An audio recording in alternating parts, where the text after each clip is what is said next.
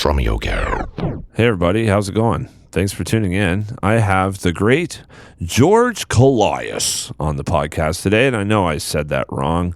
It's Kollias because I've seen lots of videos of him, and that's how he introduces himself. But man, if you're gonna say someone's name wrong, like this is like the perfect dude to do that, because just listen. George Kollias, like the ancient Greek god of double bass. Like, this dude is a monster, for one, and he's actually Greek, so this is perfect. And in my mind, what I see is, a statue of him carved out of ivory or something, and gold and whatnot. I don't know, all that really expensive shit. Like in the Parthenon, 20-foot sculpture. I'm kind of seeing like a Spartacus era Kirk Douglas, ass chin, chiseled jawline, big pecs, huge arms, the whole bit. Wearing a toga, maybe like that leaf shit in like a like one of those like ivy halos or whatever you call it right around his head, and then like these big sandals, you know what I'm saying, and like just thrashing the kid. That's sort of what I see. Anyways. Yeah, I totally said his name wrong, but I did so on purpose because it sounds killing. Hit subscribe if you agree. I don't know. So anyways, I started editing this yesterday. I got like 10 minutes into it. I'm like, no, I can't. So anyways, the reason why is, dude, for 4.5 years I've been making this show. I've always like poured my heart into the edits, just gave it everything I had, and man, I just couldn't this time. I just could not do it this time. So this is an as-is episode. I mean, there's a couple edits that I did, and that's it. Literally, that's it. I just couldn't bring myself to do it, man. I've been like, okay, let me rewind a little. Do you remember Benny Greb's third episode when I'm like, yeah, a lot changed for me in that 3 months, and I was really vague about that, and I didn't really specifically say why. So there's lots of reasons for sure, but I'll highlight some of the big ones. Okay. So that studio I was building, so I had to press pause on that for a few reasons. So I went out and I started building my gardens and stuff because we are really trying our hand at homesteading a lot this year. Wanted to grow a lot of our own food. We have a bunch of chickens and all that. So just because of the seasons here, we had to really get that done. And it was a huge job. Like, it was a big undertaking. I actually pulled a sciatic nerve. Not pulled the nerve, sorry. It was the muscle. It wasn't a spinal thing. It was the muscle. And I can't remember what it's called, but it was pressing on the sciatic nerve. So for about a week after I dug that out, and then I sat down and I edited Pocket Queen's episode, that was 7 or 8 hours sitting straight after hand digging out a huge garden. Yeah, man, it felt like I was touching my toes all day long for about 2 weeks. Yeah. So I've been working really hard, lots of physical labor. Been like looking up so many DIY, home reno videos. I found a couple channels I really like, and it's great information. I'm learning lots because I have to renovate a lot of my house. I got to do a bunch of trim work. I got to finish the bathroom. I got to finish that studio room, which is no longer going to be a studio, which I'm about to tell you why that is. I just built new shed doors for my shed. It's crazy, dude. I've been doing a lot. And I don't see that stopping anytime soon because, again, you can't get a contractor to save your life right now. They're all so booked up and you're paying a lot of money. So I'm trying to save a bunch of money by doing it myself. So like last week for Father's Day week, I spent like $1,400 in power tools. But hey, man, now I can do this stuff on my own, which is awesome. But yeah, man, it's crazy, dude. Like, we're selling the flower shop. I'm selling the house. Like, by next month, flower shop's not going to be in our name anymore. We're selling it to one of our employees, actually, who's been with us now for a few years. And, we're moving on. doing some new things. And Amanda's going to be an employee until she's on mat leave. Yeah. Yeah, you heard that right. Going to be a dad the second time we're having another kid. Amanda's, I don't know, somewhere around 3.5 months along, I think. So I didn't say anything, obviously, because it's even kind of early now. So that studio now is going to be our future son or daughter's bedroom until we sell the house. Yeah, and what we're doing after that is crazy, and I'll probably talk about it at some point. It's still a little gray right now what exactly we're doing, but like we're basically uprooting our lives, which is heavy. You know, it requires a lot of looking into it. What we're going to be doing, this homesteading is something we're taking really seriously because we intend to grow a lot of our own food and have animals, and yeah, kind of not just for a hobby, like it's going to be like a way of life, I think, and moving forward for us, like this time next year. So a lot has changed, man, for sure. I mean, even the car that I drive, I'm getting rid of it like this week, you know, so I don't want that car payment anymore. We have a van that we own. It's a shitty old minivan, and we're just going to drive it into the ground, and then if I need a truck for whatever reason down the road, buy a truck. But we're trying to minimize our life a little bit and simplify things for what's to come and in our future.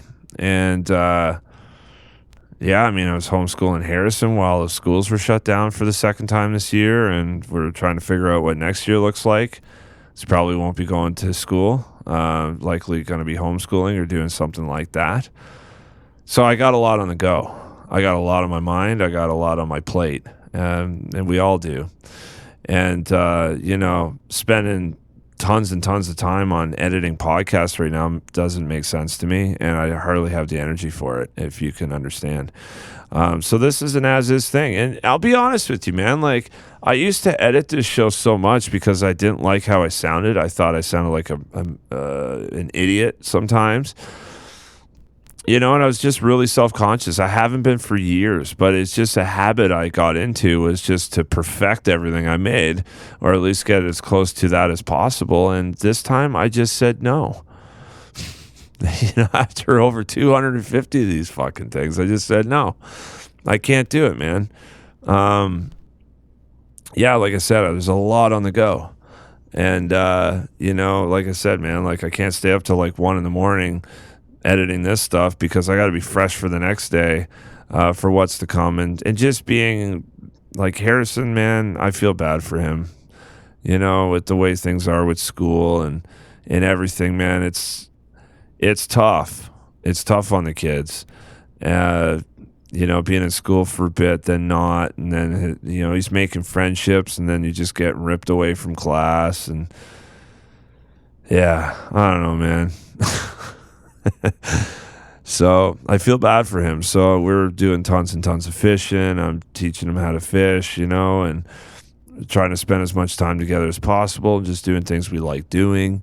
And, you know, and it all cuts into this, and it has to, and it's just the way it is. And, you know, there was a point in time when this felt like super, super important, and it just doesn't now. It's still important, but not like it was. It's just changed. A lot's changed. You know what I mean? Like, I'm needed for a lot of things now that I wasn't before. And there's just so much gas in the tank, you know what I'm saying? Like, it just, like, I like going to bed at 10 p.m., 11 p.m. and chilling, looking up how-tos on doing trim work or how-tos on drywall and mudding. And I'm doing it all myself, you know, because I got to save the money and I need to have these skills. They're important. I know how to make a podcast. I know how to edit. I'm pretty good at that. I've done a shitload of it, but I need to get good at this other stuff. I need to get really good with gardening and all this stuff. I feel like it's super important, and it's pulling me away from the drums for sure. Even though I did a sick thing in the studio the other day. You know, I got a call like about a month ago from a good buddy. And, you know, the engineer, the guy who works at the studio, he basically runs the joint. You know, I've been homies with this guy for years. And so we got the call, and it's helping out an artist. We did a killer job, man. It was a bang-up job we did, and it's with two of my really good friends, and together, it's actually really like, of the musicians I know and I'm friends with, it's the two people I would select for guitar and bass. So it worked out great, and I just have one of the best days in months. Like, just for me, just me and some music and doing some late night jams and recording that, and got to play my sugar kit in the studio for the first time, and and it was great. It was just so good. It was so satisfying, and it was like the musical release I needed for like years. Like, I'm talking years. This is the kind of situation. We're playing bocce ball in the park, man. Like, it was so good. It was so fun. And I felt like I was 22 years old again for a day. It was great. Yeah, so I don't know, man. It's just... yeah, it's just funny, eh? So there's a lot going on, as you can tell. So, yeah, so when I sat down last night, I just... I can't. I don't have the energy. I just don't have the energy. And I think, like, Sugar Percussion with Jefferson, that one's coming up soon. For that one, I can dig deeper.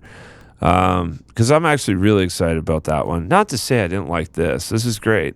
But this is a good conversation we recorded, like George and I. And I really like it. It's dope. But, like, with Jess, I wanted to craft that one a little more, and that was my intentions from the get-go. So it's going to be a little different, I think. I know, like... back at the start of the year, I'm like, yeah, man, I'm going to write scripts and, 30-minute episodes or 45, whatever. They're going to be ultra produced. And at that point in time, that was entirely my intentions. I mean, I've made a bunch of those, but now it's like, dude, I just don't have the energy with everything that's going on. I got a pregnant wife that goes to bed now. She's probably in bed right now. It's 8:21 p.m.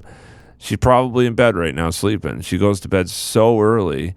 I don't know. It's just different, man. Everything's different.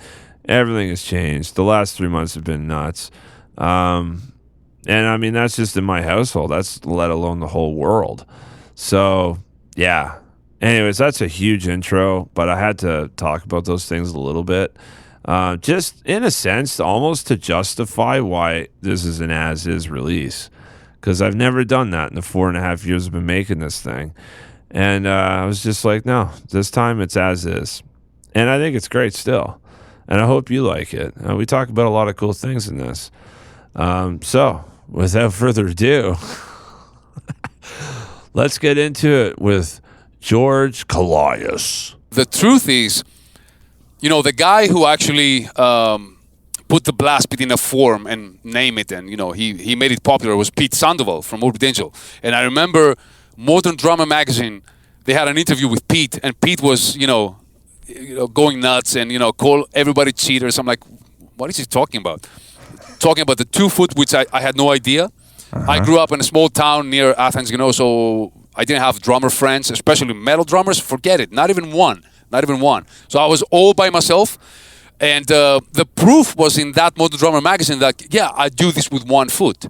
And I was like, well, it's really fast, but it is possible. And then I heard other drummers, which was impossible, so I had to make it possible. Mm-hmm. Keep pushing. And then when I moved to Athens, I was 21 years old or something. Then I saw it, and I'm like, oops. Which is cool, because there is a rule. I mean, if you can 1 foot at 250, then you can double bass at 250. So that's where the speed comes from, mm-hmm. And of course the music itself. Yeah. So with that being said, talk to us about your journey in learning all of this stuff, both with the double bass, but also blasting with singles, and also too, like, information is so abundant now. So like, if you were to start this process today, you would have had more shortcuts, so to speak, to probably get to where you are. Is there a positive and a negative to not having all the information at hand when you're attempting to learn these things, do you think? Well, the negative was we had nothing.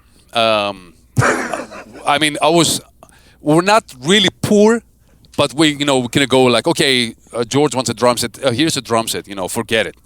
It was like it took me 2 years to convince my parents like I need a drum set. And I knew the day I got the drum set, like, okay, we're gonna stuck together for a few years. So I knew that was the thing for me, but it was really hard. Now the thing is, yes, there was no information like there is today. Today, like you go on YouTube and you find your favorite drummer educating you like in person. You can have online lessons even with Dave Weckl right now. So like everything is possible, but I think we were more hungry back then and keep pushing a little bit more. So that's the thing I see to my students, like they have like a gear, whatever they need.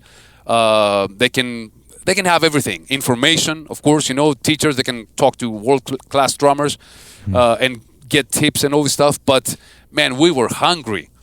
That's the main difference. I was so hungry. Like one picture of Lars Ulrich, for example, which was, the thing, back then. Yeah. I will sit down like and watch that picture, stare at that picture for hours, trying to understand his technique and the tom angle and everything, and imagine what he was doing. So that was the inspiration. Wow. So why do you think people might be less hungry today? I'm pretty sure, yeah, because everything is there. Everything is there, even for us. I know I can go online and check out some gospel drummers and steal everything. Just, like there is tools that you can get a feel, like a video or audio clip, slow it down, learn it. But I'm not doing it like I used to.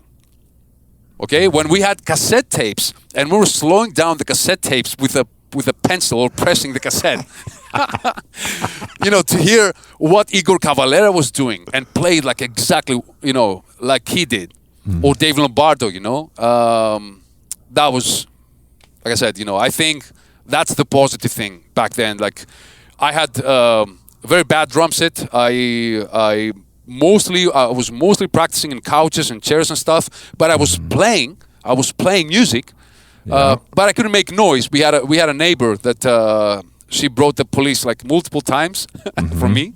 Really? So it's funny. I met her like a year ago or something, and she was like, "I haven't seen you for so long time. Like, what are you doing?" I'm a drummer.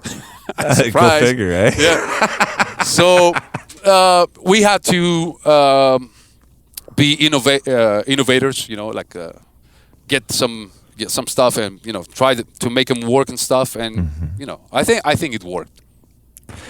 Yeah, no, I like that idea of this obscurity and mystery, and then us then maybe that raises our curiosity levels and our willingness to pursue and figure this thing out. But maybe that also, I don't know. It's like even like I think back to like times where I needed to know something, right? Maybe it was like something like a cheat code in a video game, and then you go to the library because there's one book in there about that. So you walk across town and you're willing to do that. But nowadays you just open up your phone. I like the journey of that. I like having to get up and go out to the library, and that to me is fun. And when I think back on stuff, like even listening back to records and trying to figure out what certain drum parts were, like Asia, like what's Steve doing there, man? Like what is that?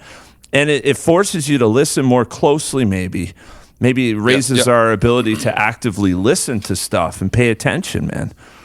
I totally agree, and I think it kind of loses the magic. Like if, for example, if you hear like one album I did, and you're like, man, what is he doing there? And you keep listening, trying to figure out. If you go online with me and be like, okay, here it is, it kind of loses the magic, right? It's like, it's like, I like fighting for something, like trying to get it and, just going the hard way, because then you appreciate a little bit more. So, yeah, I miss those years as well, but I'm not going to lie, I like technology. I like the way it is right now. We're able to, everybody has a home studio. Every drummer nowadays with this technology, I can record drums here anytime. I can teach online. I can do all this stuff. So positives and negatives, always. Yeah. So with this book, what is something that pops out to you as this is information that is not often discussed, but would be very helpful for anybody who's trying to develop their foot technique, their ability to play bass drums and blast and play double bass? What would you say that the book offers in that respect that's unique? It takes you from the hand, from your first step. Like if you never play double bass, you go step by step. So you play there's a lot of information about technique and positioning on the pedal and pedal settings and stuff, because to me, pedal settings are really, really important. Really important. I can make any pedal work. So a cheap pedal, it's not necessarily a bad pedal. It's all about the settings. Yeah. So there is information about everything, and then we start, going really deep into drumming, and you start with 8th-note double bass patterns, 16s, then you go to triplets, then 16 triplets, then some syncopated stuff, 30-second notes. Some people are like, man, I can't play 30-second notes on bass drum. I'm like, yes, you can. Just take the metronome down and just, you can do it. Then we have a lot of roughs for the second book, like 5-stroke roughs, 4-stroke roughs, which is a little bit more challenging. And the third book is halfway written already. The first one I did in 1 month. I wrote it in 1 month, but the plan was there. Wow. And it's the basic stuff. The second one took 4 years. Big difference. For two reasons. Number one reason was my daughter. When she was born, I left some stuff out because there was a lot of touring, so some of the stuff had to wait a little bit more. Also, there was a lot of advanced stuff. I'm like, man, this is way too advanced. Maybe we should move it to the third part. So that's why the third book is half written already, and. That's it. I'm very happy with this. It's like it's a complete guide to double bass drumming. Nothing like really, really impossible. All you need to do is just put the hours down and you got it. So it's a very organized double bass drumming guide. Yeah. Yeah, so with that, you said something very interesting to me is, 30-second notes. Oh, I can't do that. Oh, yeah, you can. Sure you can. And I think that is a very interesting gap. Where we start with something and how we believe what we can do. Like, what's our self-belief like? Can I do things that I dream up? And that you're an example of somebody who can do really extreme things. So they might be looking at you as unattainable. I cannot do that. I'm not that gifted, or whatever the excuse may be. But in your experience with educating people, if you could talk a little bit about when people have this realization moment that, oh, wait a second, that is possible. What's that like for the student from your observation? I got students that they put the hours down, and some other students are like, it doesn't matter like if you're a hobbyist or like you're going for to become a professional drummer. The thing is like, do you want to do it the right way or not? Because I'm an example, I was always acting professional, but I never wanted to be a professional musician until I joined Nile.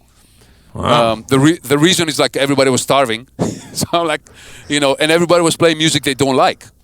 The professional drummers here in Greece mostly. So they have gigs, they hate their lives, most of them. And what they really want to do, they can't do it because there is no money. So I'm like, well, I will keep doing what I like to do, which is extreme metal, and I will never imagine like my name will become something, by playing that extreme style, So I was like, that's what I want to do. I will do it the best way I can.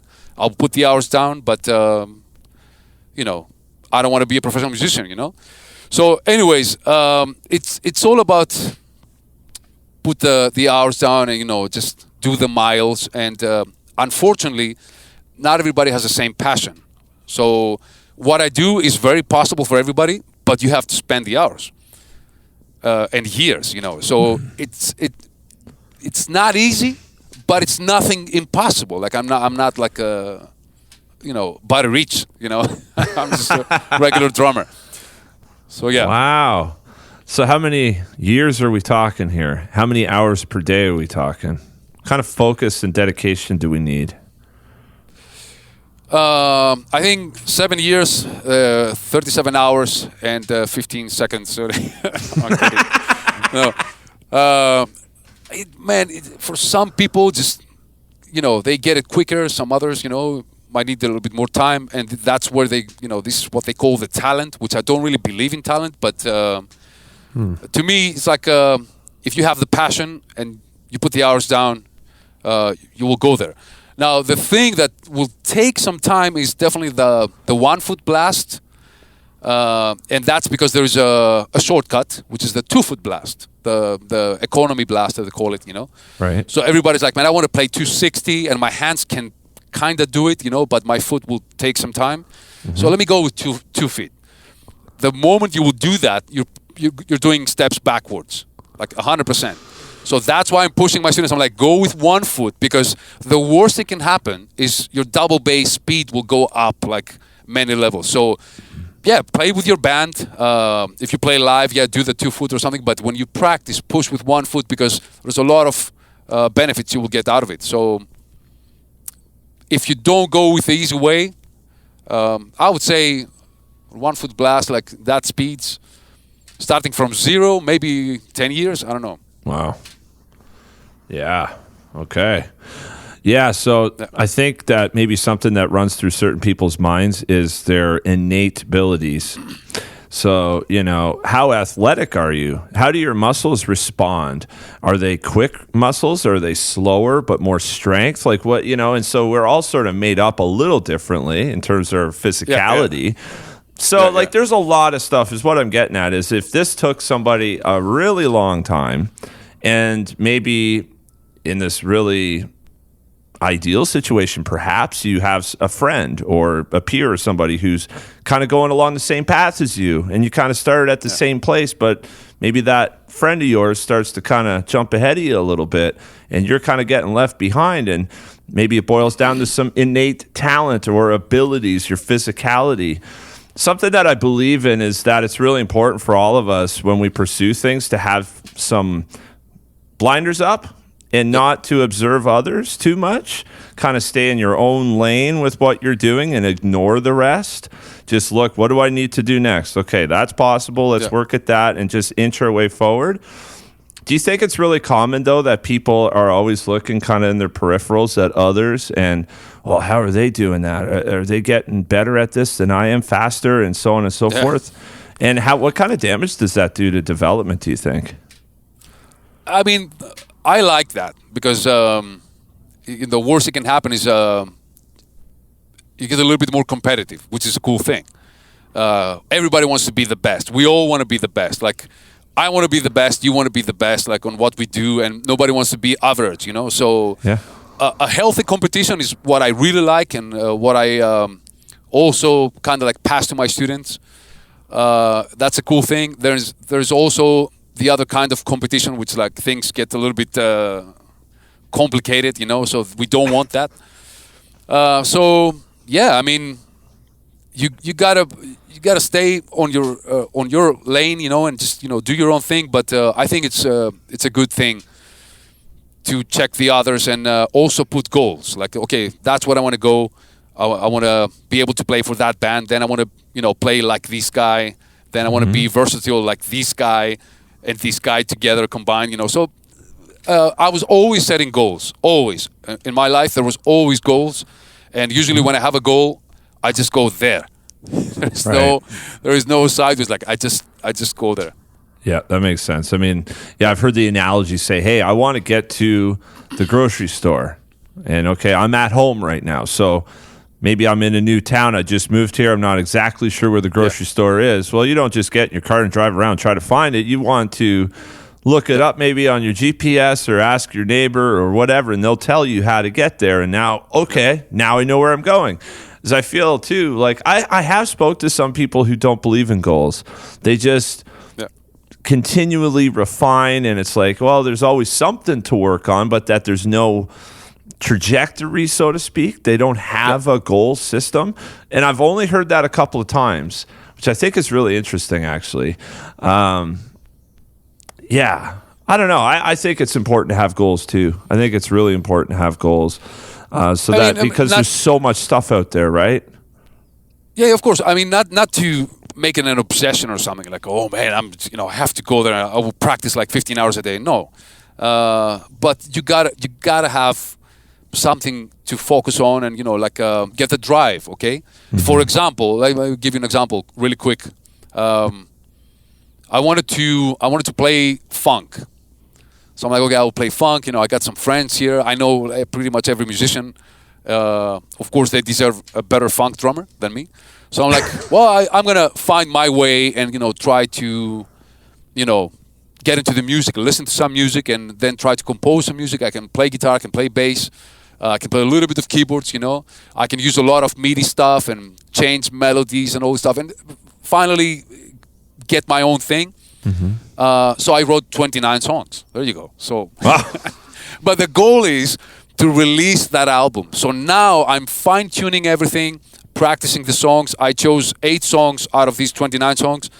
And when this album is going to be out, goal achieved, So I got to have a focus. Otherwise, I'll be like, well, I got Nile songs to work. I got Royal Thomasin songs to work on. I got some session work.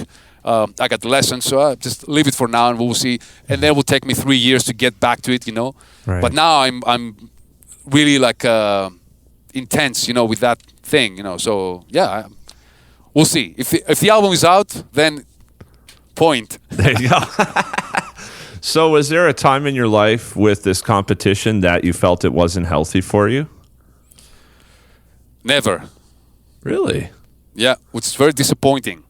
It's very disappointing. I'm not saying like every time was easy or, but I think it needs to be a little bit more hard. For example, like I was like, yeah, man. I mean, if like a very important band calls me from the States, and play death metal, that would be a dream, And in my opinion, the best called me. Nile for me was always like the ultimate, like playing wise, and they always go like this, So I really had huge respect for the band, and then they called me. I got the gig, like no audition, no nothing. So I'm wow, like, maybe it should be a little bit more hard, And then of course people heard my name, and and that's how it began, Yeah.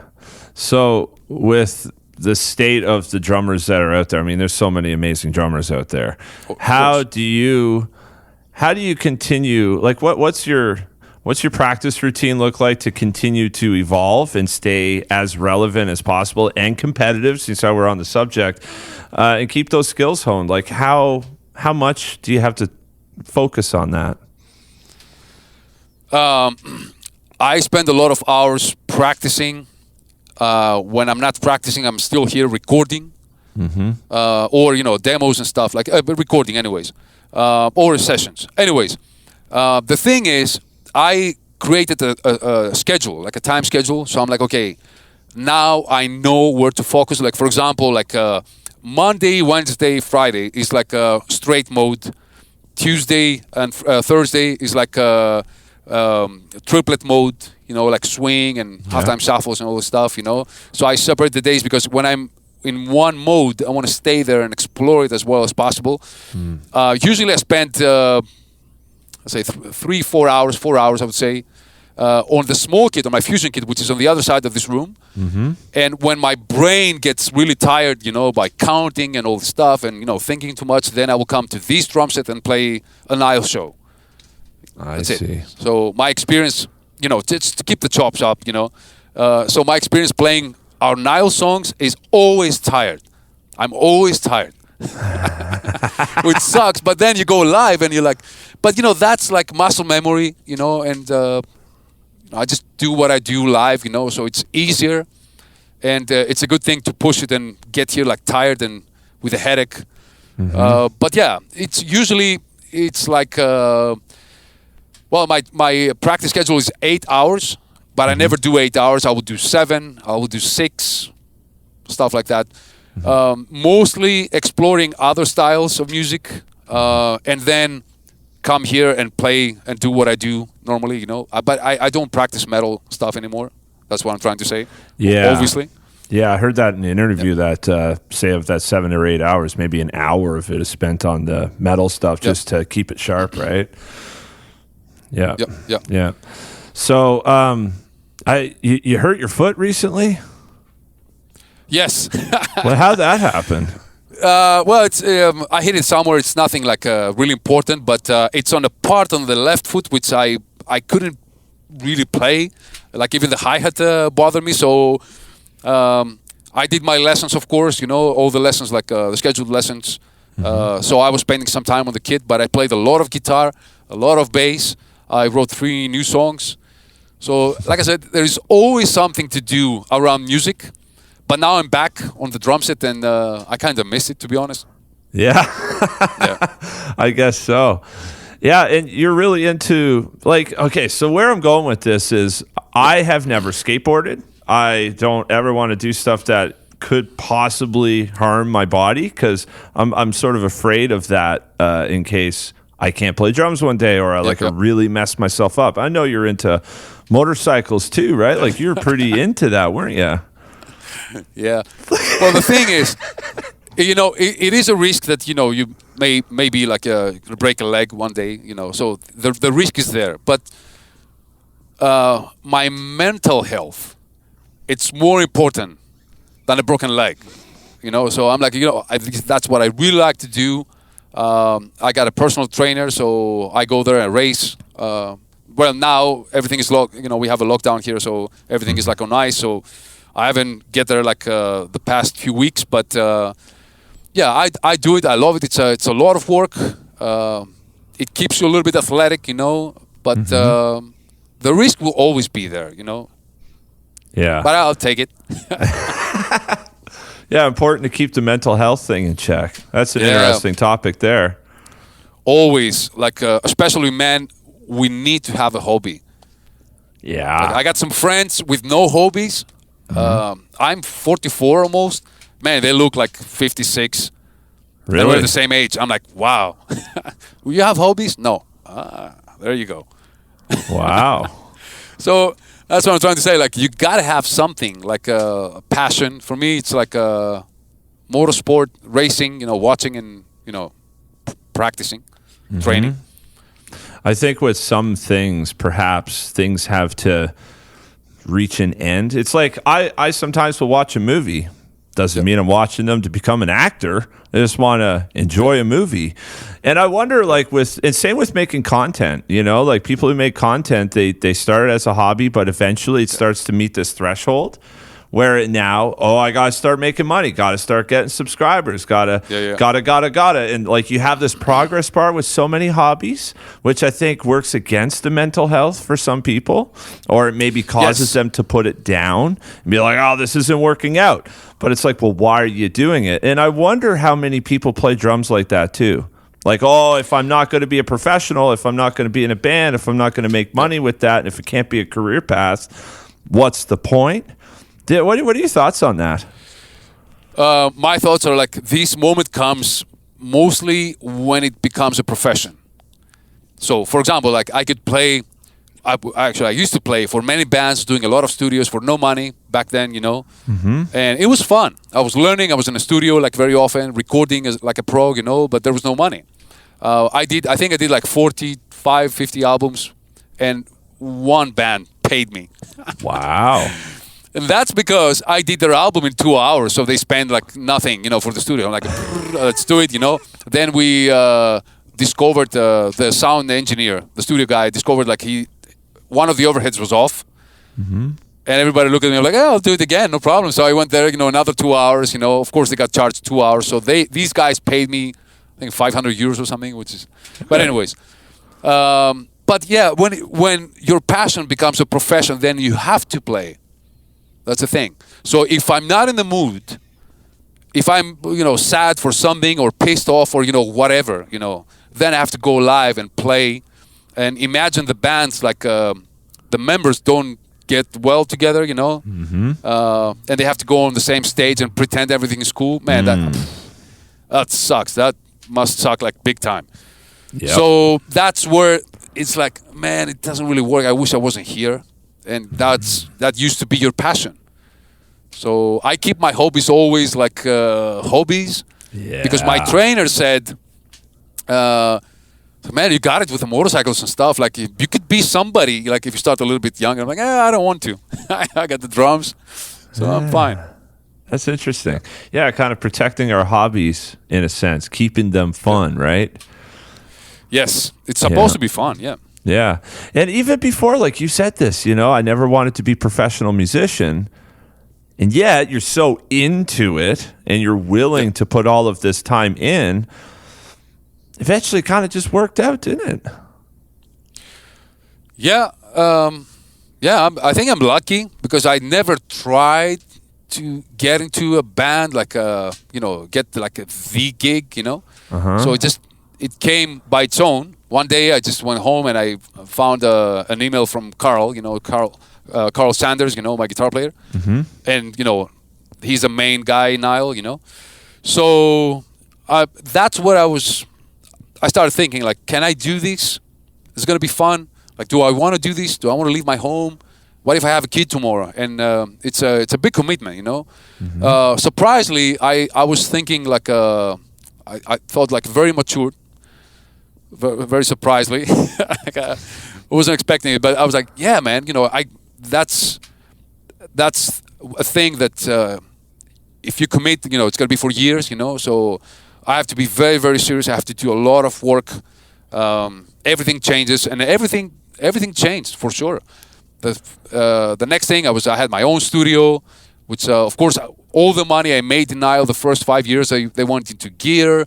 Mm-hmm. And recording gear, stuff like that, Then, of course, I got my endorsements. So that problem got solved, with the gear. It's very expensive. So, yeah, it was a big commitment, but I thought wise and I did it. Yeah. But again, I know, I used to know many friends and still, of course, that, they do something they don't want to do. Like they play with artists they don't want to play. Mm. And I'm like, man, what's the point? What is the point? Like, they must hate what they do, like their music and everything. Yeah, I've thought about this a fair bit, and I've asked this question before, and that is the road to get to where you want to be doing the things you want to do. And like some people's biographies are littered with, doing gigs, playing gigs that they just don't want to do, but it planted a little crumb trail, and then eventually all the stuff you didn't want to do led to the thing you want to do, and then you find yourself in a great situation eventually. And I it's funny, man, because I know like Derek Roddy, he essentially like vouched to Nile saying, "Oh, you should get George in there and do this gig," right? So he helped a fair bit in that situation. Yeah. It's funny because I had no idea. What happened is like Derek he's one of my best friends, of course. Mm-hmm. Our styles are very similar. Mm-hmm. 1 foot, like all this stuff, and old school drummers, versatile drummers, playing guitar as well. I think we're very similar. Yeah. And when I met him the first time, that was like the Hate Eternal days. Like he was a beast, And I saw him live. And I I really enjoyed the show. I'm like, man, that's what I want to do. Like, he plays for real. It's not, there's no shortcuts. He does it. Yeah. So I was so impressed, and I had the luck to meet him. We talk a little bit. I'm like, hey, man, here's my CD, from my band. We had a promo CD with my band back then, Sickening Horror, which is like extreme death metal, but very... had some Latin moments, like some, it was mixed. It was very challenging to play, and that's what I want to do. I wanted to challenge myself. So I gave him the CD, and next day somebody sent me a link from his forum. He was talking about the band and myself, I'm like, wow, man, like your favorite drummer to do a post about you, talking about you're off the chain and blah, blah, blah. I'm like, wow. And then, of course, Nile lost their drummer, and they talked to Derek. They were like, if you want to join, or if you know somebody who can play this stuff. And he was like, man, that guy in Greece, for sure. Wow. So that's how I got the gig, yeah. Wow. What a good dude, eh? Yeah. That's pretty awesome. Yeah. It was really cool days, man. The thing is, and then Derek kind of went away from the death metal scene, so we never toured together, which that was a big dream for me. Mm-hmm. But finally, because of the camp here, and lately we meet very often. He was at my house. yeah, so I see him very, very often now, and we're hanging out with Derek is like it's a trip. I remember one time in the camp, we had the camp, and I got the video. Nobody will see the video, of course, because it's very, very embarrassing. So we drink so much wine that the wine, I think, was over. So we moved to beers, and it was like 4:00 in the morning. We're like, man, let's go and jam. And I have a video of us jamming in 2 drum sets. Yeah. Man, like wasted. It's so funny. It's really embarrassing, actually. Like not be able to hit the hi hat. So yeah, the camp. We do it. Fucking trash. Yeah, everybody was. Like the campers and the teachers, like everybody. But we said let's jam. So that was the embarrassing part. So yeah, I love Derek, man. Always fun be around him. That's awesome, man. Hey, so at this third book, just to jump ahead to that a little bit, you started teaching melodic concepts with blasting there, don't you?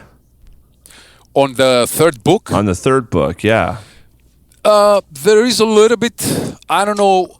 I'm not sure how much I'm going to use. Mm-hmm. But there are some stuff, mostly from syncopation, Mm-hmm. that, I apply to the extreme drumming, and there's some really, really killer stuff coming out, So very challenging at the same time. But I don't know how much I'm going to use from that concept. I see. Got you. But you have this idea of and I've never thought of this before. Like this is like I generally play like a lot of funk and that kind of stuff, right? And metal to me is just I've never really understood it. And diving into all the stuff that you do, it's like, wow, this is like as foreign to me as guitar or like parachuting or something. Like, you know what I'm saying? But I never thought of this before. But as I heard a lot of your stuff, it's like, okay, blast beats can groove. Yeah. Talk to us about that. How do you make a blast beat groove, and what makes one not groovy? Well, the blast beats should not groove. Should be like a train, like a that's it, Mm-hmm. So I like that part. I like that concept, and sometimes, it fits a song. So that's cool. But what we do with Nile, and I mentioned Nile many times because that's where everything comes from myself, right? Mm-hmm. I wouldn't push to 300 BPM if there wasn't a song, another song, Well, actually, I did that for another band, which is the name is Ade. They're from Italy, and they had a song 300 BPM, so I had to 1 foot blast and a little bit of double bass. So that was a big challenge. But anyways, I wouldn't push the tempos or that groove thing if the riffs wasn't at that tempo or didn't ask for groove. For example, I use 2 chinas on that side, on the right side, and 2 chinas on the left, and that's because I want to use accents while I'm playing. Mm-hmm. So when you play something like a pop, pop, pop, pop, pop, pop, pop, blast beat, right? That's really flat, and it doesn't have soul. Mm-hmm.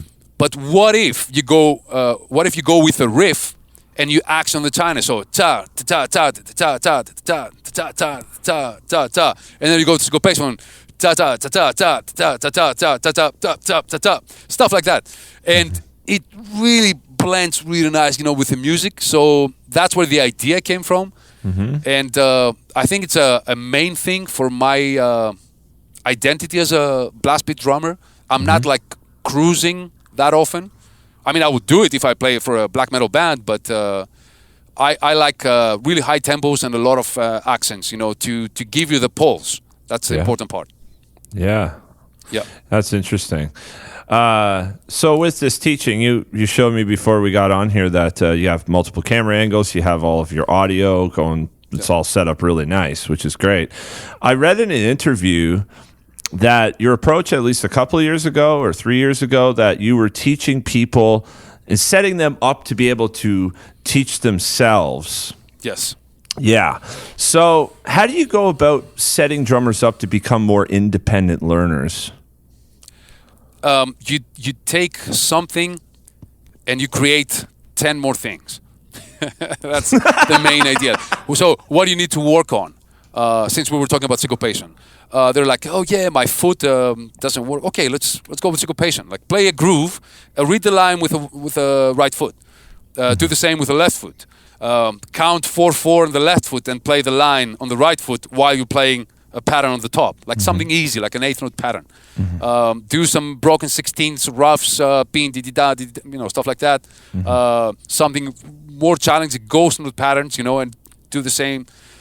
Some coordination workouts, unison workouts. So I can make 25 like really demanding exercises out of one thing, and that's how they're like, oh yeah, I never thought about it. And I had the luck to study with Yannis Stavropoulos, which is my teacher / mentor, one of my best friends. We're actually on the phone right before this podcast. Yeah, right. So, I was very lucky because Yannis is like, he will take a book and be like, okay, there's 100 pages here. Take page 3, 6, and 11. That's all you need. You're like, how is this possible? And then if you go with the book, you will realize like this is the juice. He's got it. That's what we need to focus on. Wow. So I was very lucky to get teached from someone that really knows his craft, how I teach myself, and develop a lot of exercises, help many drummers. I saw them getting better, which is a great thing for a teacher, Yeah. But although, of course, like we teach for money, of course, we're not doing it for free. Of course, there's some free lessons and stuff, but it's a job in a way. Yeah. I think I was always trying to be very honest with my students, with my readers, on my books, or with people who bought my DVDs. And I think the amount of pages or hours on the DVD actually saying that. For example, my first DVD was 4.5 hours. The second one was 5 hours and 40 minutes. My first book was 200 pages, 199, I think. The second book was 192. So, I mean, it could be 90 pages and I will get the same money. That's what I'm trying to say. So, I do the same with the students. Like, we spend 1 hour, I try to make it worth and, give them stuff, teach them how to teach themselves. And, of course, that's not good for my business. But I think they appreciate, which is, it's all about, the legacy, what you leave behind, So I try to be as honest as possible. Yeah, that's great. Yeah. So, like, how often would you like to see your student come back for a checkup? Like, so you send them packing with all this stuff. When do you want to see them again? Yeah. First of all, I don't charge like really, I think I charge like normal to cheap. And the way I set up the lessons, like I advise them to get like 4 to 6 lessons, like a pack of 4 lessons. So if you meet like 4 times in 4 weeks or every 15 days, depending on their schedule, because if they work, of course, I understand. So that's what I mostly advise them, like 4 lessons. Yeah, it's enough to give you a lot of stuff, or 6. Obviously, I got students which they're here every week since I started the lessons, and that's a year, almost a year. But it's up to them. Like some of the students, they need guidance every week and they really enjoy it and they can't wait for the lesson, Some others, they just want some material and then go and practice for 6 months. So it's up to them. And either way, I put them on a Skype group. It's not a group, actually. I got them in Skype. So if something goes wrong, they get in touch with me. So even if they do 1 lesson, I try to keep them in touch, And I think it's a great value. That's a great value, on the whole thing with the lessons. Yeah. Yeah, because I feel like whenever, say, I meet up with one of my teachers, they'll send me maybe 1 page of 5 or 6 exercises. And it's like, in order to say honestly to myself that I have these things sorted out. And I mean, then of course you could like go through all the accent permutations and that's a whole other thing, or remove a note or whatever, right?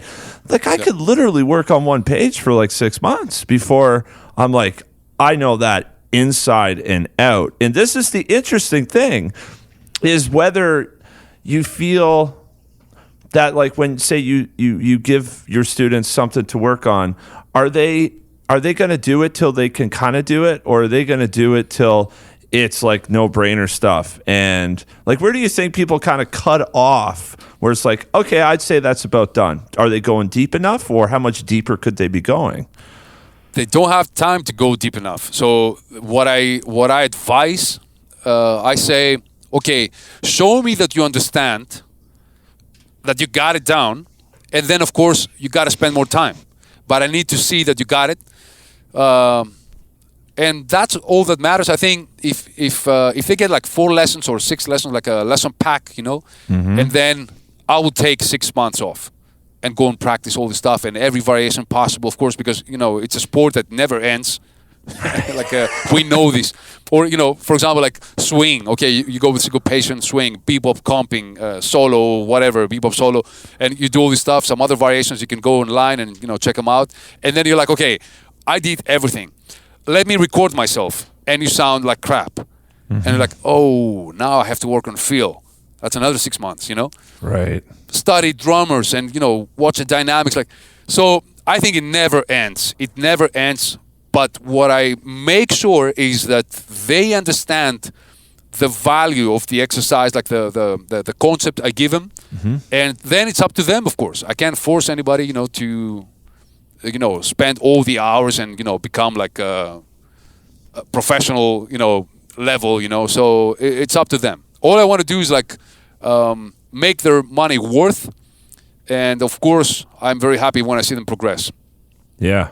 Good. Yeah. Yeah. It's just funny to me, because especially with social media and whatnot, I mean, in 10 minutes, you can see a lot of drummers who are exceptional at what they do. And then you might see, oh, I'm dead, or, oh, I can't do that, or, oh, and it's like this sort of kind of complaining about it, if I'm honest. Like, it kind of comes across as complaining. So, okay, so if it matters so much to you, then why are you not willing to go deeper? You know what I'm saying? So I just wonder, like, where people are at with that. Tell me if there's a better thing than, even if you're on a top level, you go online and you see somebody who's kicking ass and he does stuff or she does stuff that you can't do. I think this is the best thing. It keeps you hungry, like... focused, So you're like, man, there's so much more.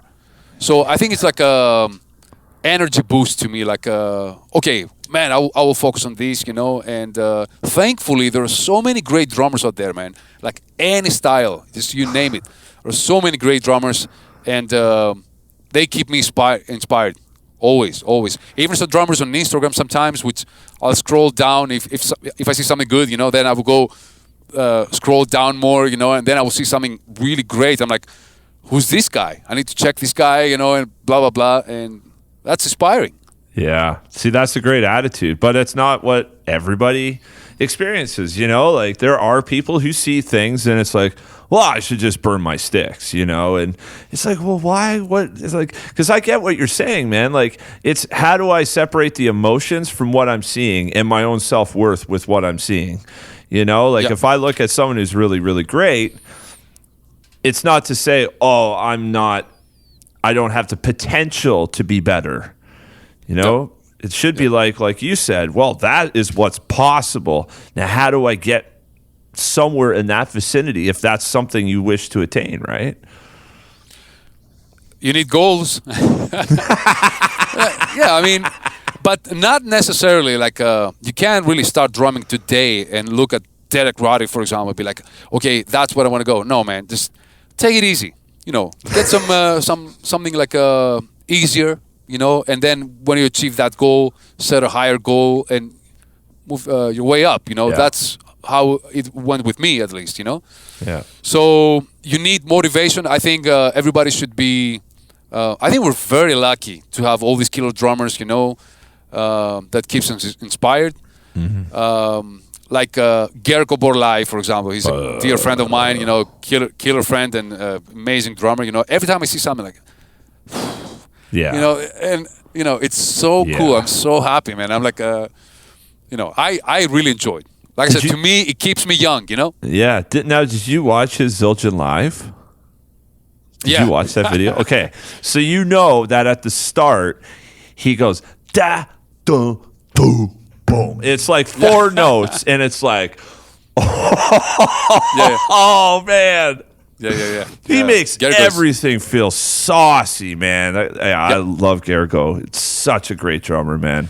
You know what makes him like an amazing drummer? Of course, he spent the time. I know he's coming from a music family. Like his mother was a pianist, if I'm not wrong. But anyways, so yeah, he started really young and stuff. But man, he's open-minded. He's very open-minded. He's a Zappa guy, you know, like. Jazz, of course, you know, he loves metal, you know, so he doesn't have like, you know, he's, like I said, he's open-minded to every style, and that's a big plus, because unfortunately, most of the jazz drummers, man, you got to be like the top metal drummer in the world to pay some attention, you know, which is very sad, in my opinion, you know, because I know so many kids like kicking ass, you know, like playing metal, so I would say they should motivate them a little bit, you know, to open their eyes, you know, ears actually to other styles of music and add something to their own thing, then be like, yeah, whatever, you know, this is noise. Well, it's not noise. It's maybe, you know, it's your ears. It sounds like noise to your ears, you know. That's my opinion. Yes, well, because going back to Yannis, I mean, he would have opened up your ears and your mind to a lot of different styles too, because he's well versed in a lot of different styles of music. Jazz mostly, but the good jazz, like bebop, you know. Yeah. You know, big band stuff. I love big band. I think it's as challenging as extreme death metal. It's so many kicks, like it's really killer. I was actually going to ask you about that too, but go on. Yeah, Yannis, did that for me because I saw a great player, and he actually, the first time I went to his class before we do the private lessons, we were like 12 drummers, and everybody was like either a jazz drummer or a pop drummer, and I was like an extreme metal drummer. So I said, you know, I play this type of music. If you know, if you want, I can go. You know, it's if I don't fit here, you know. And he was like, no, man, I will make you play what you play, but better. Wow. And definitely he did. Yeah, 100%. That's but so then cool. You see someone, he's a rock guy, you know, like Ian Pace. He loves Ian Pace.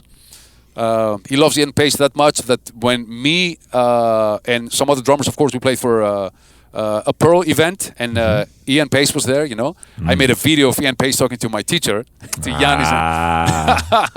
I was like, yeah, there you go. So he's a rock guy, but he's a jazz player. Right. It's weird. It's weird, but it adds so much. He's an amazing drummer. Unfortunately, he's got a lot of hobbies. That's why he's not in Motor Drummer cover right now. I see. But yeah, you know, parachutes and stuff, man. He's like a extreme, you know, on every aspect. Really, eh? Yeah. That's cool.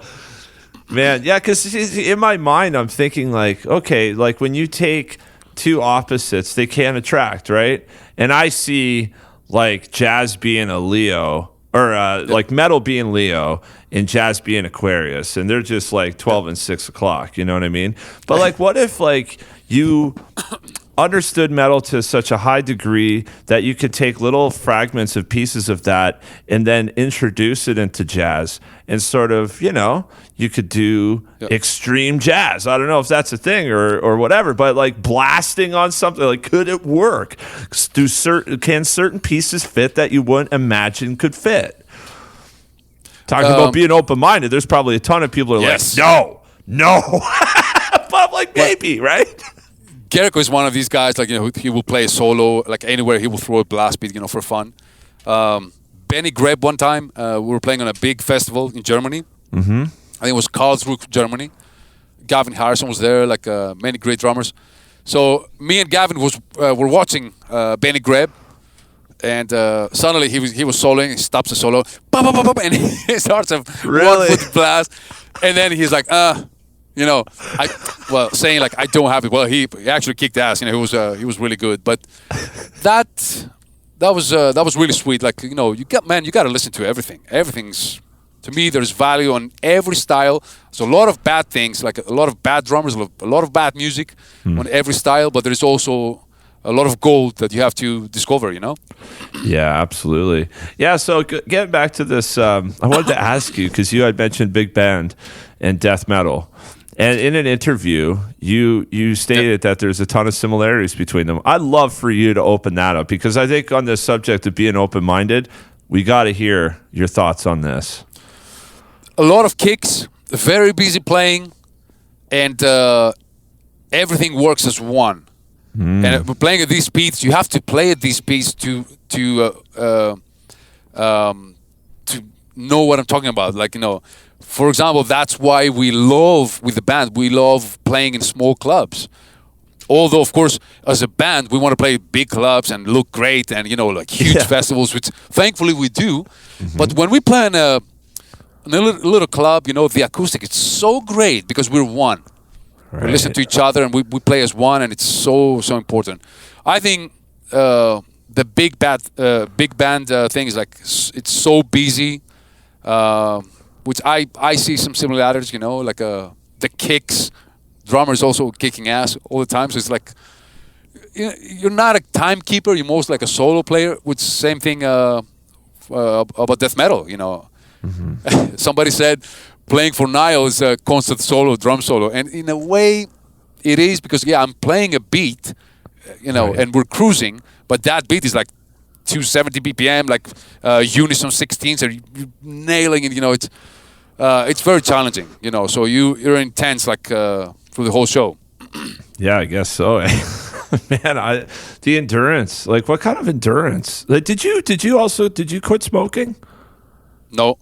Yeah, me neither.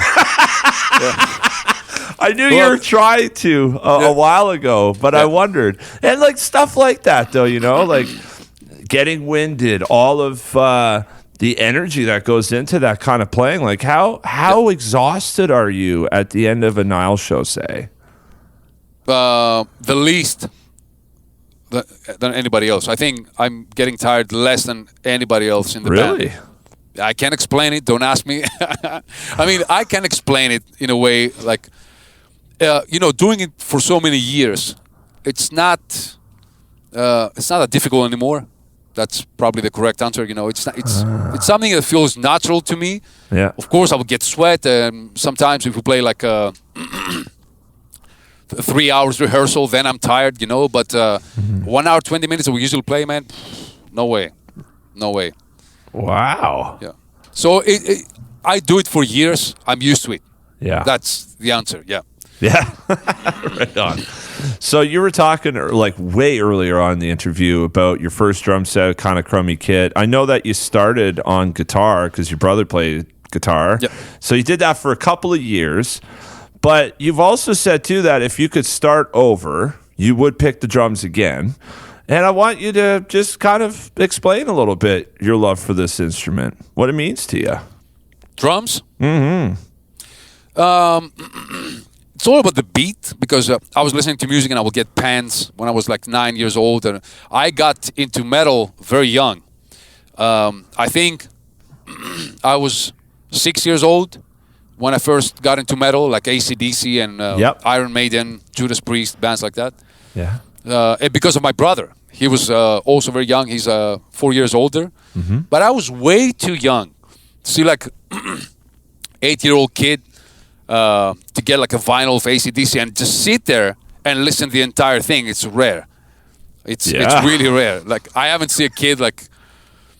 So, yeah, that was a thing. And I remember like hitting stuff, understanding the rhythm, you know, like kick and snare, the relationship, you know.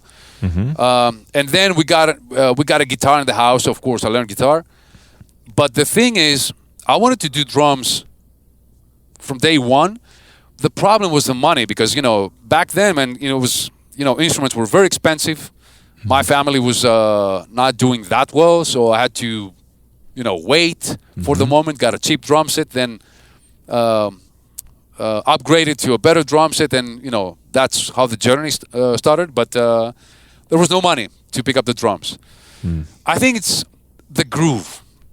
I like the groove. And then, of course, you get into metal and fast playing and stuff. And you were talking about the red and white fibers, the DNA thing, which is the muscles, which is, I think it's a little bit of DNA as well. Like I always wanted to play fast.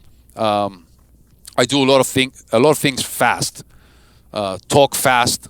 I try to slow down with the years, but I'm still like, so I'm like that in general.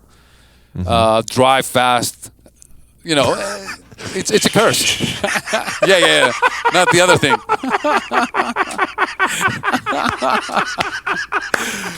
yeah.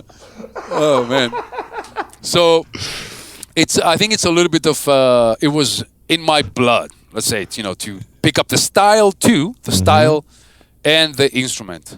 And of course, I'm a little bit shy as well. I want to be in the back, by myself. Yeah, I like to be at the front.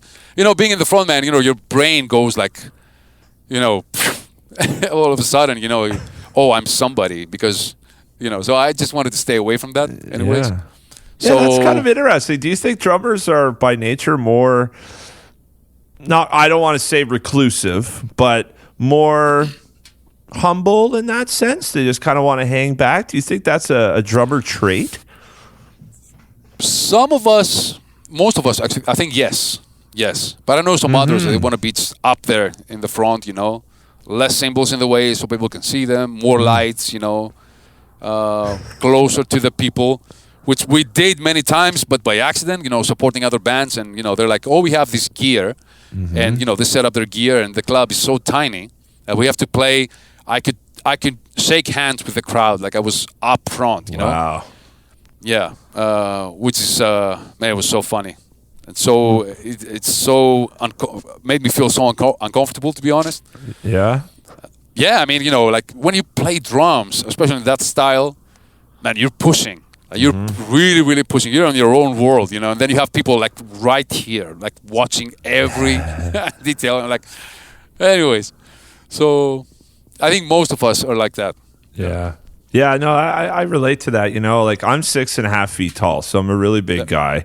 And every time I walk into a room, I'm always towering over people. And I always feel noticed. I always feel like I stand out and everyone's like, whoa, look at that. Like, look at the size of that guy. And with the drums, I get to sit and I have all this shit everywhere. And I get to feel more comfortable. And then I always felt drums were cool. Like I've always thought drums were cool. So if I can play them, I kind of feel like it's the equivalent of showing up in a nice muscle car. You kind of feel cooler in that than you would on a Vespa. You know what I mean? Oh, God. So it's kind of like the same thing. Now, that's how I perceive it. I don't know if anyone else thinks they're cool, but my point is I was always super comfortable behind drums for those two reasons. A, I got to sit, and B, I thought they were cool. And if I could play them well, then I thought I was kind of cool. And like when I was pretty insecure back when I was first starting to learn how to play drums, it was kind of in a sense, a bit of a solution for me to kind of come out of my shell a little bit. You know what I mean? Yeah, totally understand. Makes sense. I heard from many people that a drummer looks cool. Yeah. But I started I started playing really young, and I never actually went to a show and see the drummer have the drummer get my attention, because I was already into drumming, so of course he got my attention. But I'm just trying to say, like, if I started playing drums at the age of 16, then 12 years old or 13, I saw some shows like Sepultura, some of my favorite bands, and the drummer might get my attention. So I can't really relate to that, but I heard many people saying like, man, drummers always look cool. Yeah. So let's just go with it. Yeah, I'll take that. Yeah, of course. Yeah. So I read this somewhere that, and I can't remember where, but I understand that while you are known for the extreme drumming, you don't actually listen to much extreme metal music. It's like you're a cook on a pasta bar. Yeah. And you cook pasta all day, and then you go home, you're like, I want to cook some pasta. Right? It doesn't make sense. So I can't really listen to death metal anymore. Of course, there are many bands, and bands for my students that they send me stuff to listen to, and I enjoy it, but I don't do it on a daily basis. I would say it's a rare thing nowadays because I had too much, man. There's too much death metal. Like when we tour, usually we're like 4, 5 sometimes, you know, so the tour packages, you know, we're like sometimes 7 bands. So you listen to 7 bands playing death metal every day for a month and a half. So I want to go home and never listen to death metal in my life anymore. But then, of course, you know, there are some times, you know, I'll throw like a Sepultura record, you know, Slayer, Morbid Angel, you know, all these great bands, you know. Yeah. And then comes back for a while. Yeah. Yeah. But so I have this belief. So, and this is what you're saying is somewhat contrary to this. But although I totally understand that you can be overly inundated with, well, in this case, it's pretty abrasive music, right? So like maybe it does wear on your senses faster or harder or something. But so like the reason why I play the styles of music I play is because I love that music that it's associated with. And so the more I listen to that music, the more I start to begin to understand the nuances of it to better understand how to play it. So like I feel like the listening of the music is a huge part of learning how to play it, you know? So I'm assuming, though, that when you're in your heavy developmental years of getting really great at extreme metal drumming, you were listening to tons of it, right? Of course. Yeah, of course. And to be honest, I mean, I'm not trying to say like I know everything, but there's not much to learn. You know, right now it's at the point that I need to force myself to listen to other styles of music and drag stuff into my music and make it more interesting. For example, the latest Nile album, Vile Nilotic Rites, that's the title. It's got some of the most unique feels we ever did as a band. But I would say there's a lot of new things for our genre, you know, like stuff that you don't listen to death metal yet. Yeah. And that's because I was, you know, like paying attention a lot to gospel drummers, you know, try to get some of the feel ideas, you know, all that coordination, you know, in our music.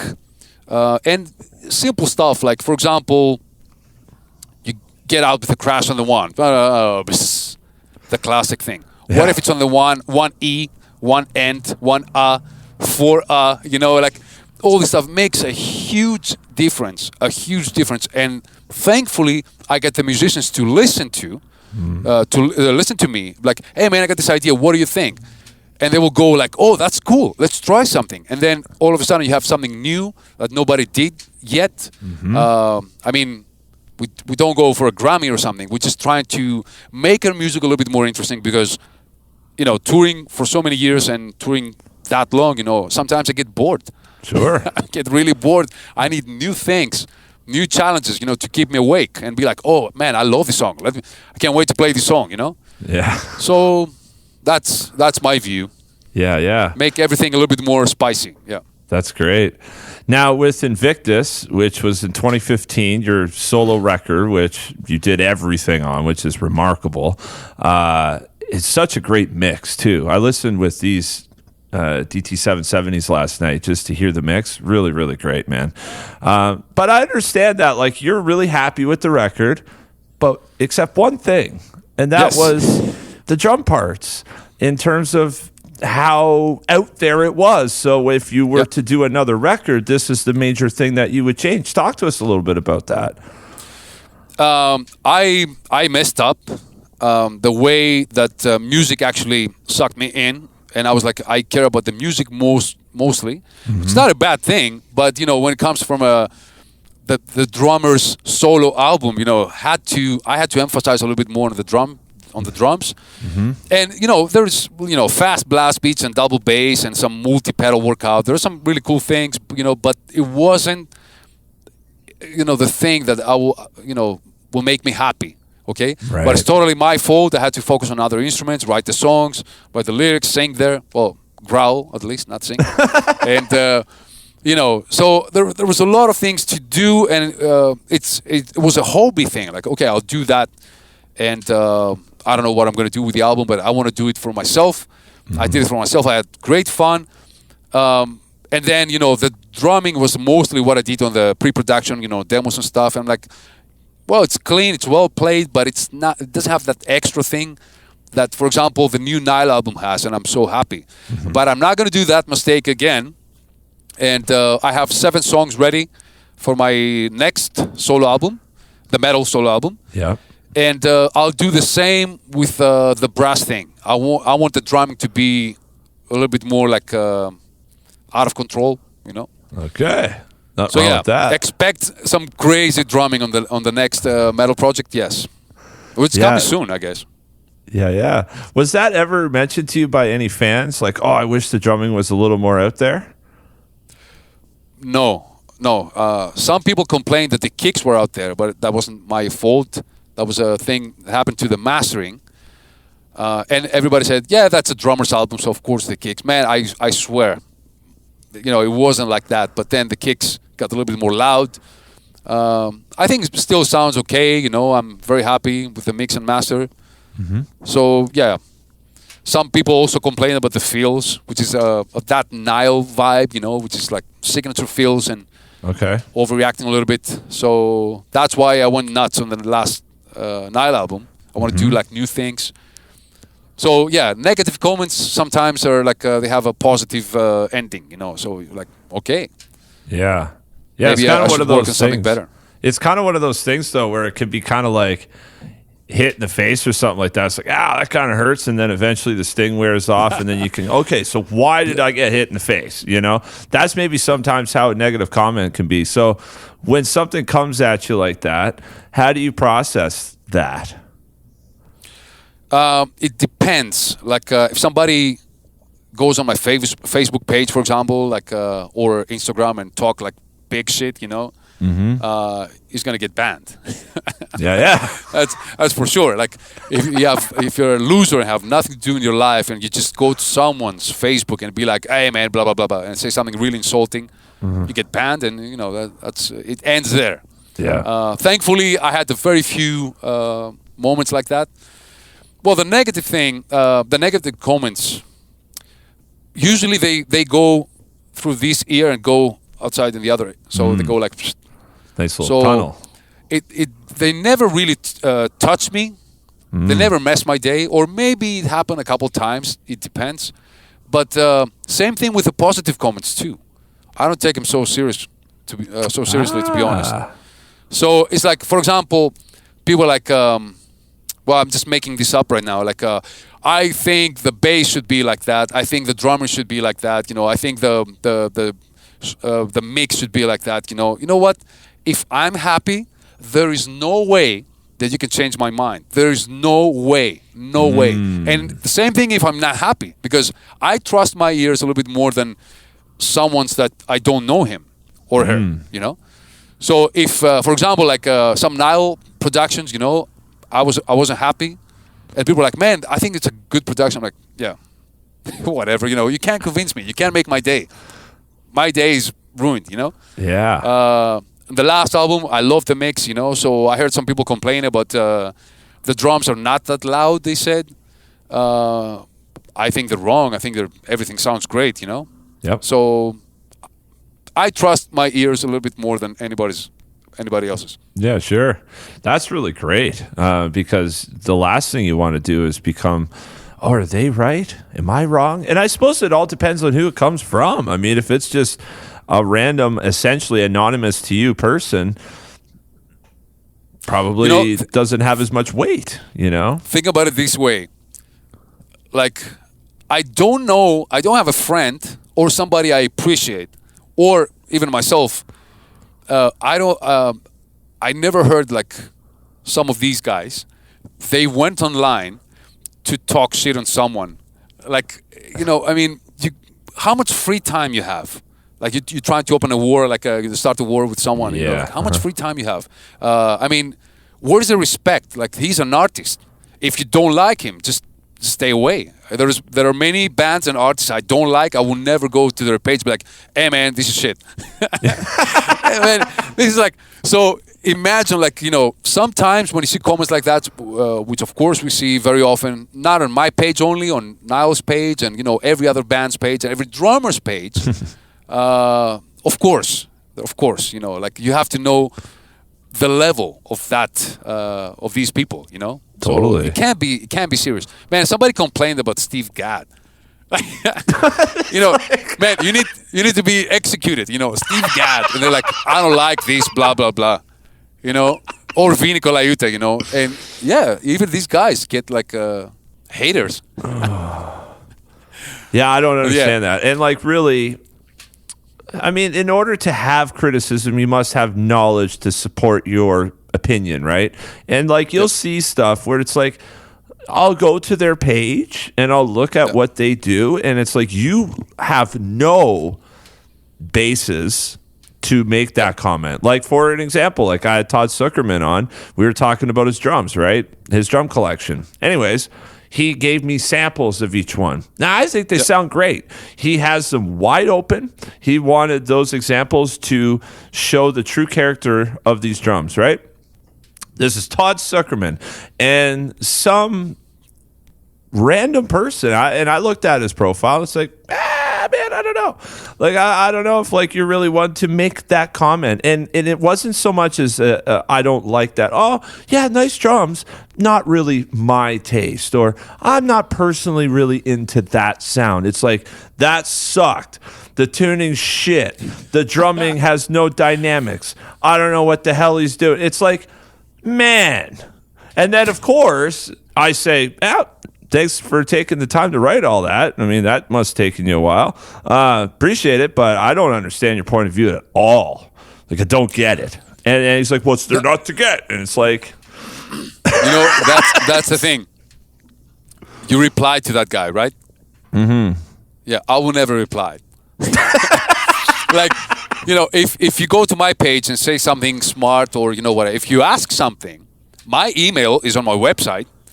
Everybody can email me. Like, I'm not hiding emails and stuff, and, you know, like, so I'm out there. Of course, everybody can contact me, even on the page. I don't really do direct messages and stuff. I never check them out because there are too many, and 90% is like useless mentions and stuff, you know. So I don't check. I don't do business via Instagram. You know, like a drum festival. Oh, we want you to play. There's no way. Email only for work. Okay. So if someone makes a comment or something and wants my attention, I do not have the time to go there and explain, oh man, you know what, I'm right because the hi-hat, you know, I don't have the time to do that. You know, that's what I do. If you don't like it, go. Yeah. Oh, I love that. So Invictus is a poem. It was written by William Ernest Henley. 1875 is when it was written. But given the nature of that, unconquerable like this, you won't fucking kill me, you won't break me down, this sort of iron spirit, essentially, that he's portraying in this poem. I'd love for you to explain how you yourself relate to this and how it came through that work. It goes really much deeper than the poem that you read. Perfect. One day I was in the airport, and I was hanging out on the duty free, and I saw like a cologne, like a perfume, Invictus. You know these? It's a man's perfume or cologne. I don't know So I'm like, Invictus. Man, that's a cool word. There you go. I'm not lying. Yeah. It's also a movie too. I don't know who's in it. It's like a comedy or something. I don't know. There's a movie. So that's what it was. Yeah. So, oh my gosh. I mean, for me, it's like for my brass songs, like for my brass projects, the name, which I really enjoy, they come from the moment, like whatever. For example, like the Master Code. It's one song which I think I sent it to you, right? Master Code YS 63. Yes. Okay. So we were talking with Yannis, and I always call him Master. You know, even now, you know. So that's how I call him. And he helped me a lot with to understand some things for that particular song. But he always advises me, you know, on everything. and especially on the funk approach, I really wanted his opinion before I go to others. Before, for example, Stanton Moore listens to my stuff, I want to make sure they're okay.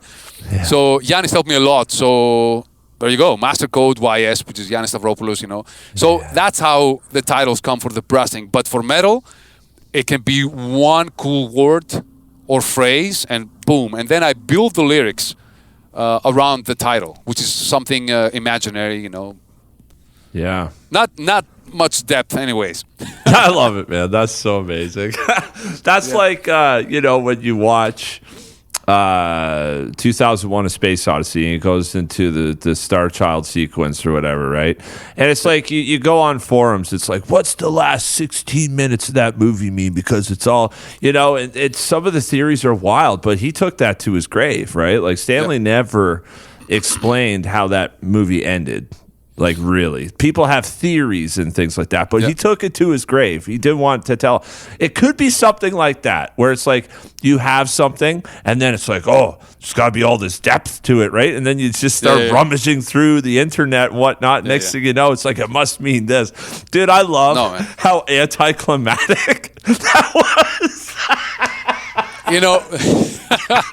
I don't really believe in that. And, sometimes I listen to...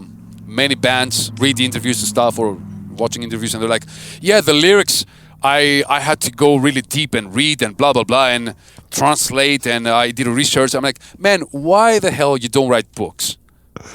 Write books. Why you play music? Like, I don't want to hear that.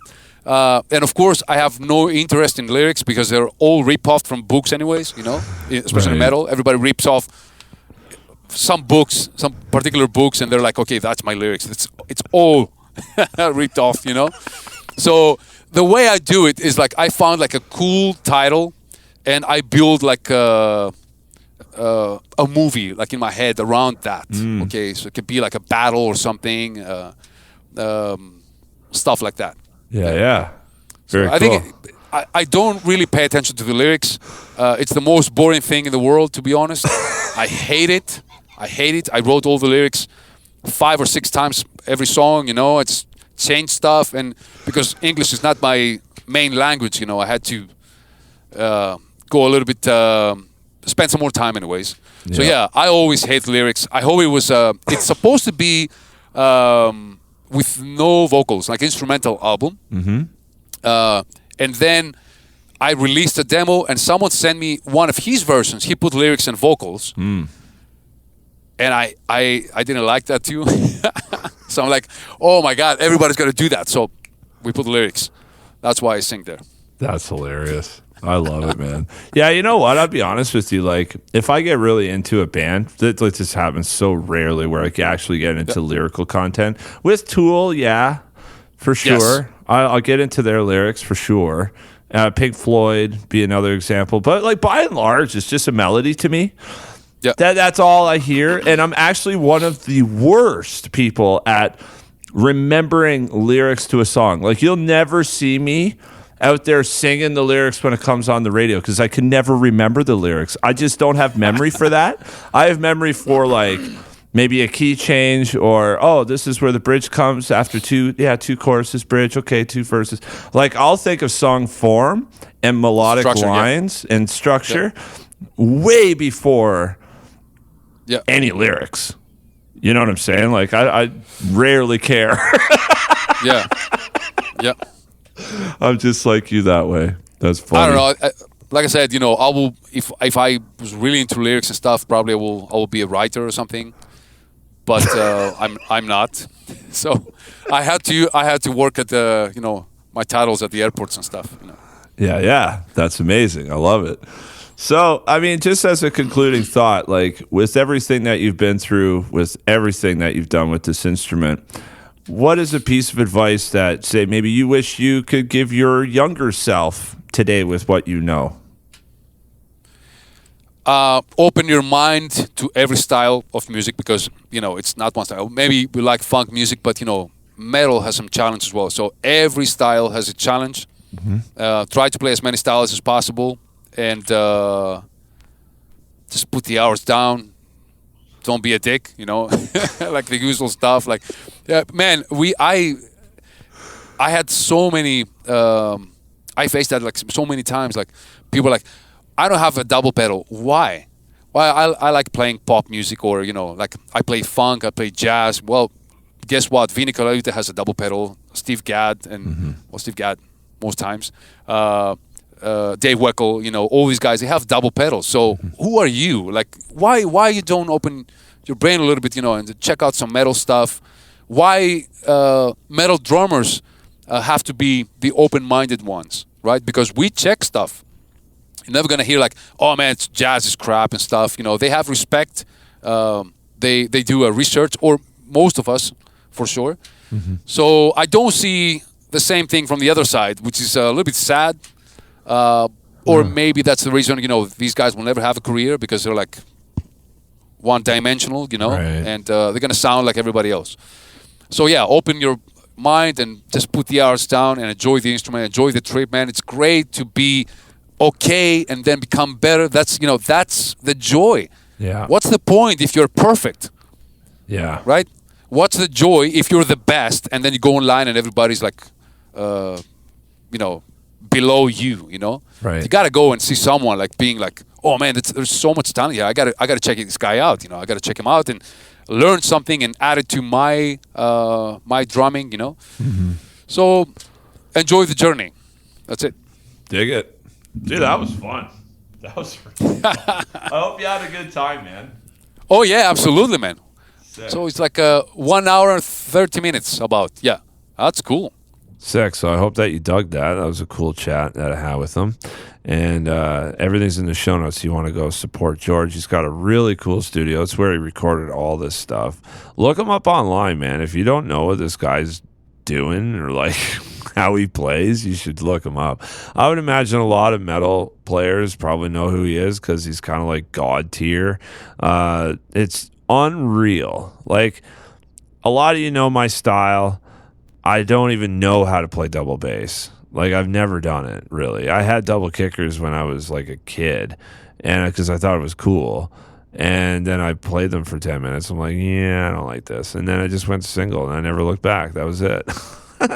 So, like, the way that George plays is the furthest thing away from what I'm familiar with. But my goodness, man, like, this dude is an animal, just unbelievable player. Look him up on YouTube, man. Check him out. Check out everything he's done. It was like the record he wrote. I mean, like, all this stuff, dude. Like, he is a really talented dude. Just unbelievable skill. So, anyway, all the links are in the show notes. Go check out what George is up to. Also in the show notes, too, I have the 7-day trial link for Drumeo Edge. I highly recommend that you check that out. There's just so much stuff on there. I know, like, right now is kind of a weird time, not playing gigs. Some of us are now. I mean, I've been seeing that happen. But like I was saying to my buddy, because it's not like I stopped practicing. Like, I've done a lot of practicing the last couple of years when I wasn't gigging at all. Like, at all. Like, my phone never rang. Like, I did do some stuff for a band for a bit, But like I was saying to my buddy, I was like, man, practicing for rainy days. Like, you just never know when that phone will ring. And I'm glad that I put in the time. So even if you're not gigging right now, there is so much on that website. Drumeo Edge will get you up to speed on so many things. All the courses, it's invaluable. If you take those lessons and you apply yourself, you will get results. There's just no other way around it. And, one day, hopefully, you guys will be gigging and you're going to be thankful that you did not put down the sticks and that you kept your knife sharp. Because when you get the call, you might only have a couple days to kind of get things together, and you're going to be like, if you were practicing, you're going to be like, oh, I wish I was practicing, man. I wasn't expecting this. And if you do get the call and you were practicing, you're going to be like, I'm ready for that. And Drumeo will keep you engaged too, man. Like, there's just, like, I've been there so many times myself where it's just drums, and man, it's the best when your head's there. If that's where you're at and you've been there for a while, then hit it up, man. It's awesome. Like, At the very least, try out the trial. It's 7 days. You get to check it out and see what you think for free. I mean, it costs you nothing. There's no obligations at all. And just see what it's all about, man. And if you do become a member, you have a 30-day money-back guarantee. So, I don't know. And they throw in stuff all the time. You know, practice pads, sticks, whatever. It's always different. I don't know what it is right now, but there's always stuff that's thrown in. So, again, that's drumeo.com/trial. Oh, yeah, too. We have T-shirts. So, if you're interested in one of those, you can email me at seamus@drumeo.com. Send me your shirt size, your mailing address, and a little receipt to show that you are, in fact, a member. And, man, honestly, if you've been a member for a minute, as in a long time, yeah, send me a receipt. Like, just give you a shirt. Like, that's the way we've been doing things. So, yeah, send it over to me. We'll get you a shirt. Just send me, again, like your shirt size, where you want it sent to, and a little receipt to just prove that you're a member. But, man, drumeo.com/trial, or just click the link in the show notes. Killing. And, yeah, you can't go wrong, man. So, anyways, hope everybody enjoyed today's episode. Hope you didn't mind my spiel at the start there, just to kind of talk a little bit about what's been going on. So I've been super quiet, man. I honestly don't even really touch my phone much anymore. It's usually stowed away somewhere in my house, and I feel good about that. I've been really digging it, just kind of putting in more analog in my life, you know what I mean? Spending more time on things like, okay, like I'm going to watch this video so that I can then build something tomorrow, and not know what I'm doing, you know? So that's what I've been doing a lot of. And I am a person, and when I look at my own history, I'm the kind of person who accumulates things. Like, I had to get really good at podcasting. It was my everything. Now my priorities are changing, and I need to expand a little bit and get into some other stuff. And it just, man, I'm guided like that. It's just the way it works for me. And it's funny, man. Like, I see there's so many people that I look up to who have been doing this sort of thing, like the drum industry thing, for like 30, 40 years. And, man, it's like, I wonder if I could ever do that. You know what I mean? It's crazy to me. I mean, I risk going down a bit of a rabbit hole for a moment, but I'll just say this, with the traveling before and all of that, I felt like I could do that forever. That was amazing. It was like get on a flight, go somewhere super cool, hang with people that do the same shit that I love doing, and have great conversations, record it all, release it, and it's like, legacy content to some degree. I mean, I was told it was. I mean, it's just that kind of stuff. It's sort of, I can't believe I recorded that stuff. It's amazing.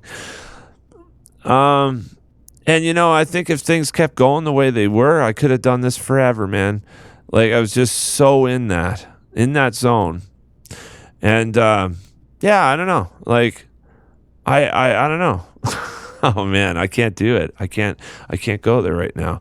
But, let's just say this much. I really, my feelings have changed a bit. And, here I am being super vague, but,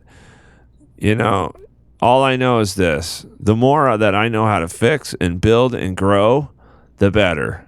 And I need to put a lot of my thought and energy into that. As for sustainable living, that's more renewable, that's more under our control as people. What goes on in your yard, or on your land, I should say, is of huge interest to me. And you probably know this by now. If you've been listening to this for a while and listening to me, you know that when I get into stuff, I get into stuff. And I will look at every little detail, and I'm going to try to do whatever it is I'm going to do to the best of my ability. And that's the way I roll. And all I know is that right now, the thought of being able to repair something, like I'm talking like sewing, could be a thing down the road. Growing food, canning food, all the preservation stuff, looking after animals, fishing for food, hunting, getting my gun license, getting my hunting license, all of that stuff getting way more into carpentry, all that stuff, man. And when I say way more, I mean like begin getting into carpentry. But I know this about myself, and I just want to share this before I let you go. Okay, I have learned this from doing this podcast. Okay, whatever you think you can't do, that's bullshit. Okay, you can do whatever you want to do. Okay, if you get into it enough. If you get into it enough, you start to dig deep. You start to learn lots. You begin doing it. You pick up the thing. You interact with it. You do it over and over again. Next thing you know, you become good at it. And I'm convinced, and I used to think, I'm not really that kind of guy. Like, I'm not good with my hands or whatever. It's, well, because you don't use them that way. I haven't used them that way enough. You know what I'm saying? Like, slapping boards together and making shit is not rocket science. Like that, this is what I've come to. This is the conclusion. Now, of course, when you start getting into really fine stuff and expert level stuff, it's like, well, that requires like a lifetime of commitment. I'm not sure that, because I used to always look at the jack of all trades, master of none thing as really a bad thing, but I'm actually starting to not think that anymore. I'm starting to think that being a jack of all trades isn't so bad, because it means that you can at least get halfway with something, but a lot of things, and I think that's really useful when you're trying to be self-reliant. And I think that is super important, because if you look, a lot of people are very good at a thing. But what happens when you need to be somewhat competent with some other things and you're not? Then what? Look up online who can help you and who can bail you out and for how much money? I'm starting to take a lot of interest in the thought that I'm self-reliant. I want to become that. And that to me seems like a very important thing, for like a survival skills even, man. Because this is what I'm going to say. The world is doing some trippy shit. There's some stuff going on that if you're looking into it at all, it should scare you. It should. And what it should be telling you is that you don't want to be caught with your pants down when shit hits the fan. That is something that I want to get out there. And if you ever thought, well, I'm not really a hands-on guy or girl or whatever, or I don't think I can grow my own food, or I don't think I can do this stuff, well, stop thinking and start doing. And you'll start to learn that you can do whatever you want to do. Now, if you don't want to do that stuff, then you probably won't be doing it. But if you do want to, and you feel compelled or even forced at some point in your life, just know you can. Because I used to tell myself, I'm just like a musician, drummer guy, and I'm just creative, and I like to write stuff and record things. Well, no, it goes way deeper than that. Your capabilities are only limited by your lack of interest, man. And then certain things, of course, that require a certain brain or a certain, devotion to certain things, like, rocket science or brain surgery. Like, yeah, of course. Like, I'm not going to be doing that. But, man, a lot of what we need to be capable of doing is totally something you can learn and do.